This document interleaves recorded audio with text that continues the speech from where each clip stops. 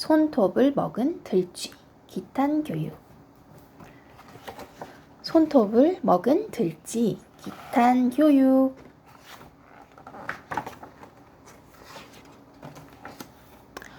어느 부부에게 아들이 하나 있었어요. 나이 들어 어렵게 얻은 자식이라 금이야 오기야 귀하게 키웠어요. 그러다 보니 아들은 부모님 말씀도 안 듣고 하루 종일 빈둥빈둥거리기만 했어요. 책상 앞에서는 쿨쿨 잘 만졌죠? 부모님은 슬슬 걱정이 됐어요. 참다 못한 부모님이 이렇게 말했어요. 3년 동안 절에서 공부하고 오너라. 싫어요! 부모님은 아들의 말을 들은 척만 척 거듭거듭 짐을 싸기 시작했어요. 가기 싫다고 했잖아요. 부모님은 아들을 본 척만 척 주섬주섬 나귀 등에 짐을 실었어요. 아들이 싹싹 빌며 매달렸지만 부모님은 아들을 번쩍 들어 나귀 등에 태웠어요. 아들은 구불구불 이어진 언덕을 투덜투덜하며 넘어갔어요. 뾰족뾰족 험한 산은 엉엉 울며 넘어갔지요. 겨우겨우 절에 도착하니 눈물이 펑펑 쏟아졌어요. 아이, 이런 데서 어떻게 살아? 아들은 그저 집으로 돌아가고만 싶었어요. 마중 나온 스님이 아들에게 말했어요. 어서 오너라. 기다리고 있었다. 아들은 스님을 보자 눈물이 쏙 들어갔어요. 스님은 키가 산만큼 큰 데다가 수염도 수북하고 눈도 부리부리했거든요. 내일부터 바쁠 테니 오늘은 일찍 자렴. 앞을 봐도 산, 뒤를 봐도 산. 아들은 좁은 방에 누워 한숨만 푹푹 내쉬었어요. 다음 날부터 마당 청소하랴, 땔감 준비하랴, 가마솥에 물 채우랴. 아들은 정신이 없었어요. 저녁을 먹은 뒤에야 겨우 한숨 돌리고 있는데 들쥐 한 마리가 쪼르르 다가왔어요. 들쥐는 새까만 눈동자를 초롱초롱 빛내며 아들을 가만히 바라보았어요. 너도 나처럼 혼자구나. 배고프지 않니? 아들은 들쥐에게 남은 밥을 가져다 주었어요. 아들과 들쥐는 친구가 되었답니다. 아들은 차츰 절에 사는 데 익숙해졌어요. 아침이면 일어나 청소와 공부를 하고 저녁이면 들쥐에게 집 이야기를 도란도란 들려주었지요. 그런데 시간이 지나자 슬슬 꾀가 났어요. 빗자루질도 건성건성, 걸레질도 대충대충 눈치만 살살 살피며 하루하루를 보냈지요. 그러니 공부인들 열심히 했겠어요? 스님이 볼 때마다 글을 읽는 척 했답니다. 어느덧 3년이 지났어요.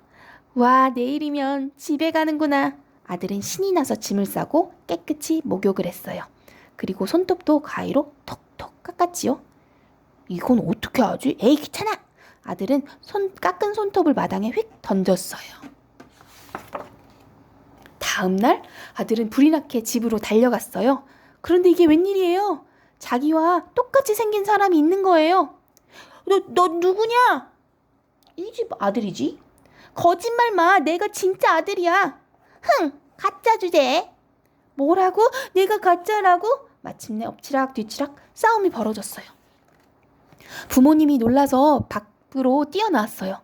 어머니는 광에서 나오다가 철퍼덕, 아버지는 방에서 나오다가 우당탕. 부모님은 두 아들을 번갈아 쳐다보았어요. 얼굴도 팔다리도 걸음걸이도 똑같았지요. 손에 있는 점 2개까지 똑같았어요. 부모님은 생각 끝에 원님을 찾아가기로 했어요. 부모님의 생신이 언제냐? 원님은 서로 진짜라고 우기는 두 아들에게 물었어요. 먼저 진짜 아들이 나섰어요. 아버지 생신은 7월 7석이고 어머니는 2월 보름이던가? 틀렸어. 원님, 어머님 생신은 3월 보름입니다. 할아버지 제삿날은 10월 초하루이고 가짜 아들은 생신도 제삿날도 술술 읊었어요. 이놈, 내가 가짜로구나. 진짜 아들은 철썩철썩 매를 맞고 쫓겨났어요. 엉덩이는 욱신욱신, 다리는 절룩절룩, 다시는 집에 못 간다고 생각하니 그동안 잘못했던 일들이 떠올랐어요. 이럴 줄 알았으면 부모님께 더 잘해드릴걸. 아들은 눈물을 뚝뚝 흘리며 뉘우쳤어요. 이제 어디로 가지? 머릿속에 문득 스님의 모습이 떠올랐어요. 구불구불 언덕을 지나고 뾰족뾰족 산을 넘어 아들은 다시 절로 갔어요. 스님이 인자한 얼굴로 물었어요. 왜 다시 돌아왔느냐? 아들은 눈물을 주룩주룩 흘리며 집에서 벌어진 일들을 모두 털어놓았어요. 스님은 곰곰이 생각하더니 한 가지 방법을 일러주었어요. 지금 곧 산을 내려가 큰 고양이를 구하여라. 그런 다음 고양이를 숨기고 숙덕숙덕 숙덕숙덕 숙덕숙덕. 아들은 스님의 말씀대로 고양이를 품속에 넣고 집으로 갔어요. 네 이놈, 왜 또 왔느냐? 부모님은 진짜 아들을 보고 호통을 쳤어요. 믿어주세요. 제가 진짜예요. 그 소리를 듣고 가짜 아들이 뛰어나왔어요. 아버지, 어머니, 저 녀석을 당장 원님에게 끌고 가요. 그때 진짜 아들의 품속에 있던 고양이가 확 튀어나와 가짜 아들을 덮었어요. 야옹! 야옹! 그러자 놀라운 일이 벌어졌어요. 펑 하는 소리와 함께 가짜 아들이 들쥐로 변한 거예요. 찌찌찌찌찌. 고양이는 들쥐를 한 입에 꿀꺽 삼켜버렸어요. 며칠 뒤 부모님과 아들이 스님을 찾아갔어요. 스님 덕분에 진짜 아들을 찾았습니다. 그런데 어찌 이런 일이 벌어졌을까요? 스님이 허허 웃으며 말했어요. 오래 산 동물들은 둔갑술을 부리기도 한답니다. 아드님이 아무렇게나 버린 손톱을 먹고 들쥐가 아드님으로 변한 것이지요. 아들은 자신의 행동을 깊이 뉘우쳤어요. 그 뒤로 아들은 새 사람이 되었어요. 작은 행동 하나하나도 함부로 하지 않으려고 노력했죠.